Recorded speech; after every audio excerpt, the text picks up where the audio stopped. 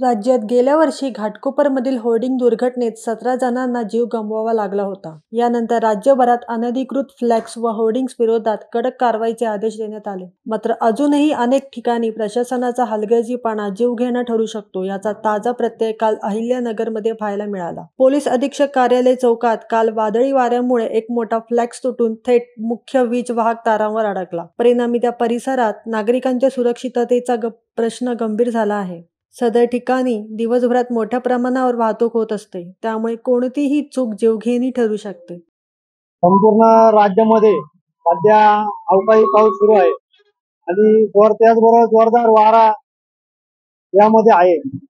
आज जर पाहिलं तर अहिल्यानगर शहरात जे पोलीस अधीक्षक कार्यालय एसपीचं जे ऑफिस आहे त्या ठिकाणी विद्युत तारेला फ्लेक्स बोर्ड लटकलाय.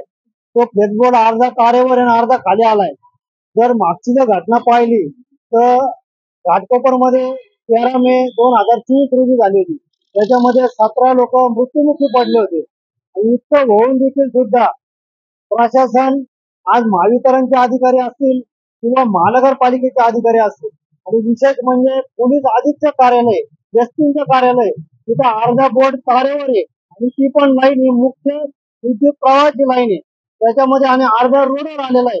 जर जाता येता जर लोकांना त्यामध्ये झटले, त्याचा हात लागला तर त्यामध्ये करंट उतरल्याशिवाय राहणार नाही आणि करंट उतरलेलंच असेल आणि कुणी जर त्याला चिटकलं आणि कोणाचा जर मृत्यू त्यामध्ये गेला तर याला सर्वस्वी जबाबदार महानगरपालिकेचे आयुक्त, महावितरणचे अधिकारी आणि विशेष म्हणजे 2 दिवसापासून झोपलेले पोलीस अधीक्षक या ठिकाणी या मृत्यूला जबाबदार राहतील. एवढंच मी या ठिकाणी सांगतो. लवकरात लवकर कारवाई होणं गरजेचं आहे आणि जर कारवाई झाली नाही तर अनेकांचा बळी या ठिकाणी जाईल याची नोंद प्रशासनाने घेतली पाहिजे. गेल्या 12 ते 14 तासांपासून हा फ्लॅक्स लटकत असून महावितरण, महानगरपालिका किंवा पोलीस प्रशासनाकडून यावर कोणतीही तात्काळ कारवाई झालेली नाही. परिणामी नागरिकांमध्ये तीव्र संताप व्यक्त केला जात आहे. सामाजिक कार्यकर्ते नितीन भुतारे यांनी यावर तीव्र प्रतिक्रिया देताना विचारले की मुंबईच्या घाटकोपर दुर्घटनेची पुन्हा पुनरावृत्ती होईपर्यंत प्रशासन डोळेझाक करत राहणार का? सदर प्रकारावर त्वरित कारवाई करून फ्लेक्स हटवण्यात यावे अशी जोरदार मागणी नागरिकांतून होत आहे.